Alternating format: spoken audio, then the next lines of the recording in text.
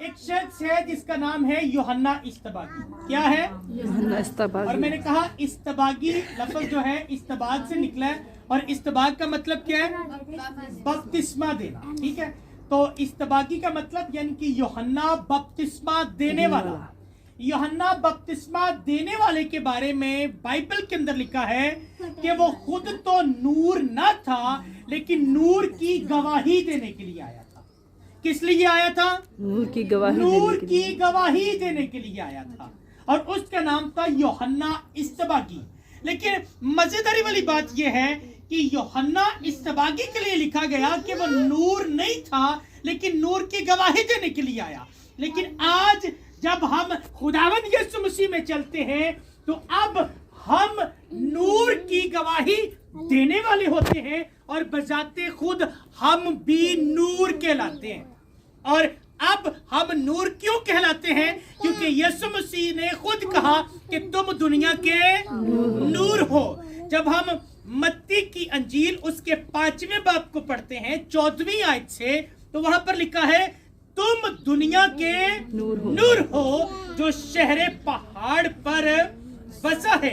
जो शहर पहाड़ पर बसा है वो छुप नहीं सकता, और चिराग जलाकर पैमाना के नीचे नहीं बल्कि चिरागदान पर रखते हैं, तो उससे घर के सब लोगों को रोशनी पहुंचती है। इसी तरह तुम्हारी रोशनी आदमियों के सामने चमके, ताकि वो तुम्हारे नेक कामों को देखकर तुम्हारे बाप की जो आसमान पर है तमजीद करें। आमीन।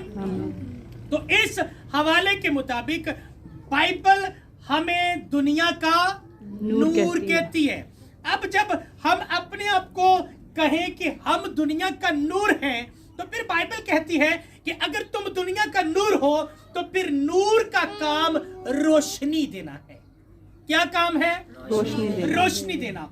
देखो, अगर मैं अपने आप को दुनिया का नूर कहता हूं, तो मैं कहां से चलता हूं ताकि रोशनी फैलाता फैलाता जो है आप तक पहुंचाऊं। सेम एज इट इज, अगर आप भी दुनिया का नूर हैं, तो फिर आपका काम भी बनता है कि आप रोशनी दें। रोशनी वो नहीं जो सूरज देता है या फिर हमारी इलेक्ट्रिसिटी से हमें रोशनी मिलती है। ये रोशनी दूसरी रोशनी से बिल्कुल डिफरेंट है। वो रोशनी जो सूरज देता है वो सुबह को निकलता है, शाम को रोशनी खत्म हो जाती है। जो इलेक्ट्रिसिटी से हमें रोशनी मिलती है वो हम उसको पुश करते हैं, बटन को, रोशनी मिलती है, पुश करते हैं, रोशनी चली जाती है। लेकिन जिस रोशनी, जिस नूर की बात खुदावंद यीशु मसीह कर रहा है, ये एक ऐसी रोशनी है, ये एक ऐसा नूर है जो हमारी जिंदगियों के अंदर एक ही बार रख दिया जाता है, और फिर ये नूर, ये रोशनी बुझती नहीं है, ये रोशनी खत्म नहीं होती। क्यों? क्योंकि ये रोशनी हम इलेक्ट्रिसिटी से या फिर सूरज से नहीं हासिल करते, बल्कि नूरों के बाप हमारे खुदावंद यीशु मसीह की तरफ से हासिल करते हैं।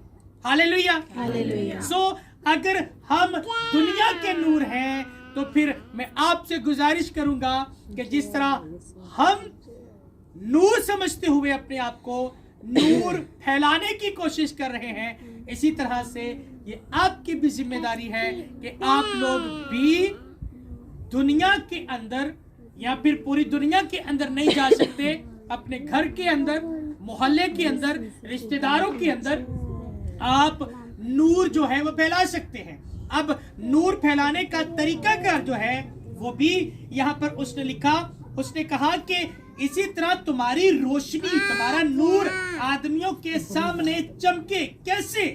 ताकि वो तुम्हारे नेक कामों को देखकर, यानी कि हम अपने नेक कामों से खुदावंद का नूर, वो रोशनी, वो जलाल जो खुदावंद से हम हासिल करते हैं, हम अपने नेक कामों से, अच्छे कामों से, अच्छी गुफ्तगू से, अच्छी सोच से हम जाहिर कर सकते हैं कि हम दुनिया का नूर हैं, और वो नूर हमारी जिंदगी के अंदर बसा हुआ है, और दुनिया को हम दिखा सकते हैं।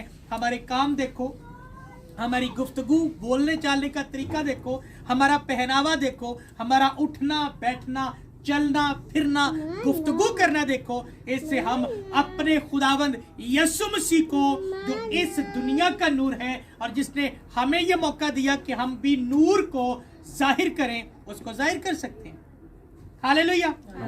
सो अब करना क्या है, काम ये है आप लोगों के लिए भी कि जैसे हम कोशिश कर रहे हैं कि अपने कामों से, खुदावंद के कलाम से यीशु मसीह को जाहिर करें, आप लोग भी आपसी मोहब्बत, मोहल्लेदारी वाली मोहब्बत, रिश्तेदारों वाली मोहब्बत, उसमें कायम रहें, हर चीज को बर्दाश्त करें, अपने कामों से, अपने एटीट्यूड, रवैये से जाहिर करें कि हम यीशु के लोग हैं। Praise the Lord.